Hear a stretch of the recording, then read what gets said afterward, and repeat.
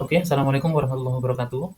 Perkenalkan, nama saya Muhammad Nur Rozikin dari Prodi D3 Harga Medis kelas D dengan NRP 222-32956.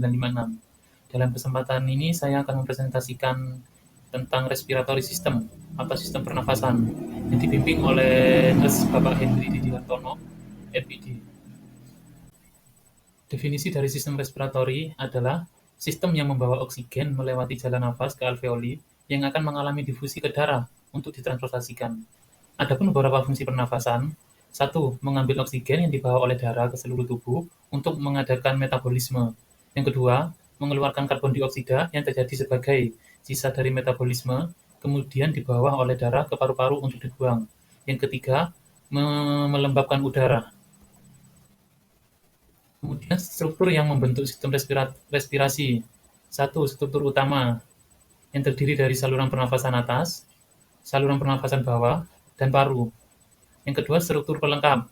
Ada dinding dada, kosta, otot pernafasan, diafragma, dan pleura.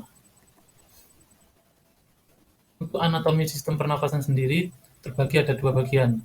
Ada saluran pernafasan atas dan saluran pernafasan bawah.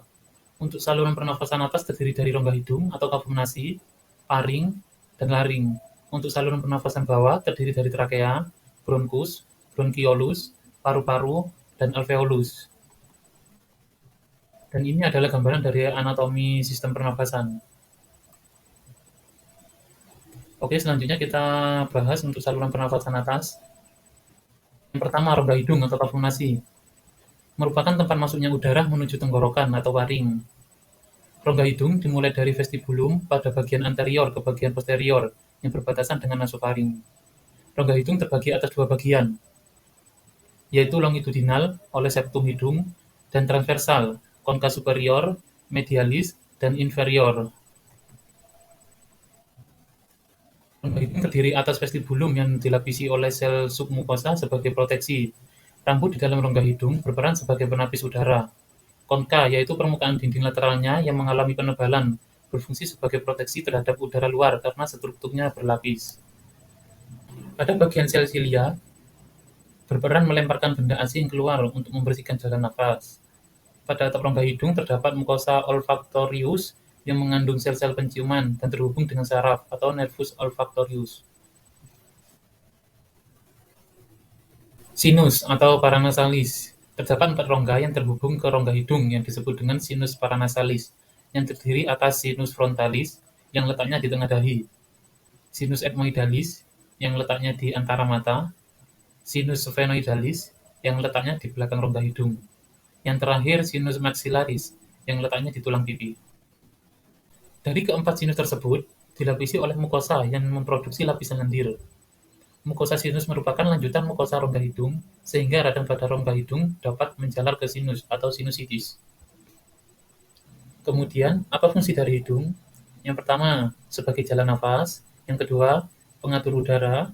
Yang ketiga, pengatur kelembapan udara atau humidifikasi. Yang keempat, pengatur suhu. Yang kelima, pelindung dan penyaring udara. Yang keenam, indera pencium dan resonator suara. Kemudian yang kedua, faring atau paring. Terletak di belakang rongga hidung dan rongga mulut. Berbentuk seperti tabung corong dan merupakan tempat persimpangan dan pemisah antara jalan nafas dan makanan. Fungsi dari faring ialah menyaring udara oleh rambut getar atau silia. Yang kedua, menyeimbangkan tekanan udara. Yang terakhir, tempat rangsangan bersin terjadi untuk mengeluarkan benda asing. Faring atau paring terdiri dari 3 bagian. Yang pertama, nasofaring, bagian yang berbatasan dengan rongga hidung. Yang kedua, orofaring, bagian yang berbatasan dengan rongga mulut. Yang ketiga, laringofaring, bagian yang berbatasan dengan laring. Kemudian nasofaring. Nasofaring adalah bagian atas tenggorokan atau faring yang terletak di belakang hidung, di bagian lunak atap mulut, soft plate, berbentuk seperti kotak berongga, yang berfungsi untuk melewatkan udara dari hidung menuju ke tenggorokan, yang akhirnya ke paru-paru. Yang kedua, orofaring, merupakan bagian faring yang terletak di belakang rongga mulut yang dilewati udara dan makanan, sehingga berperan dalam sistem pernapasan dan sistem pencernaan. Pada bagian dinding lateral atau bagian kanan dan kiri terdapat tonsil palatina. Tonsil tersebut merupakan massa jaringan limfatik berfungsi untuk melindungi dari infeksi.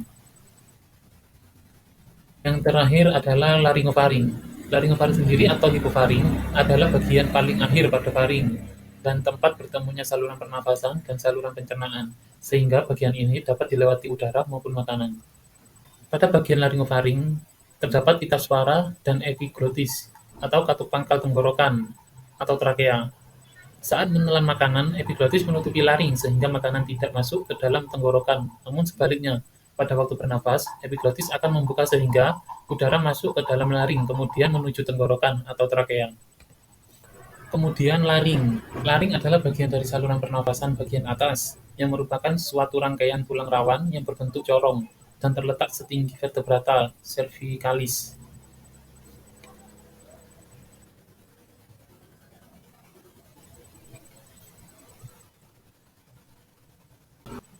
Ada beberapa fungsi dari laring. Yang pertama, menghasilkan suara. Laring memiliki organ, yaitu pita suara yang berperan dalam pembentukan suara. Yang kedua, mengarahkan makanan masuk. Untuk membantu mengarahkan makanan masuk ke esofagus, saat makan, gerakan mundur lidah memaksa epiglotis atau kartilago pada laring untuk menutupi glotis atau bagian tengah laring agar makanan tidak masuk ke paru-paru. Yang ketiga, melindungi saluran pernafasan. Di bagian pangkal laring terdapat epiglotis yang berfungsi sebagai katup pangkal tenggorokan untuk membuka dan menutup trakea. Yang keempat, penghubung faring dan trakea. Yang kelima, respirasi. Selama proses pernafasan, beberapa bagian pita suara akan terbuka. Kemudian kita bahas saluran pernafasan bawah.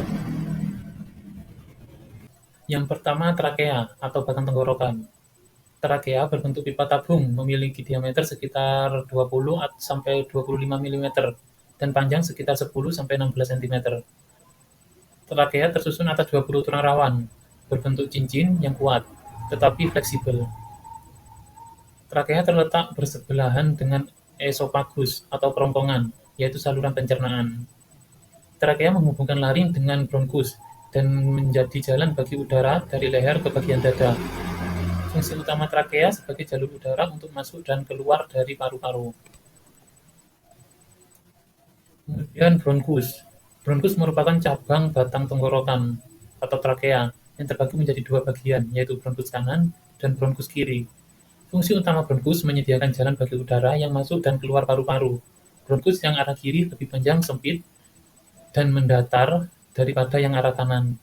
Bronkus yang kanan bercabang menjadi 3 bronkiolus, sedangkan bronkus kiri bercabang menjadi 2 bronkiolus. Dinding bronkus terdiri atas 3 lapis, yaitu jaringan ikat, otot polos, dan jaringan epitel, seperti pada trakea. Perbedaannya adalah bawah dinding trakea jauh lebih tebal, dan cincin tulang rawan pada bronkus tidak berbentuk lingkar sempurna. Struktur lapisan mukosa bronkus sama dengan trakea, hanya tulang rawan bronkus bentuknya tidak teratur, dan pada bagian bronkus yang lebih besar cincin tulang rawannya melingkari lumen dengan sempurna. Kemudian bronkiolus. Bronkiolus adalah percabangan kecil-kecil dari bronkus. Sel-sel epitel bersilia pada bronkiolus berubah menjadi sisi epitel. Pada bronkiolus ini sudah tidak terdapat cincin tulang rawan. Bronkiolus akan berakhir pada alveolus.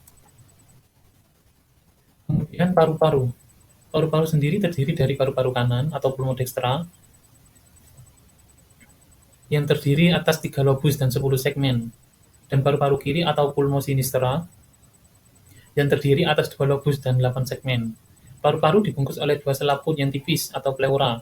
Selaput bagian dalam yang langsung menyelimuti disebut pleura dalam atau pleura visceralis, dan selaput yang menyelimuti rongga dada bersebelahan dengan tulang rusuk disebut pleura luar atau pleura parietalis. Di antara selaput dengan paru-paru terdapat cairan limfa yang berfungsi untuk melindungi paru-paru dari gesekan pada waktu mengembang dan mengempis. Ini adalah gambaran paru-paru. Dan yang terakhir adalah alveolus. Di dalam paru-paru terdapat kantong udara yang permukaannya dilengkapi kapiler darah sebagai tempat difusi gas, yaitu alveolus. Alveolus merupakan saluran akhir dari sistem pernafasan yang berbentuk gelembung-gelembung udara.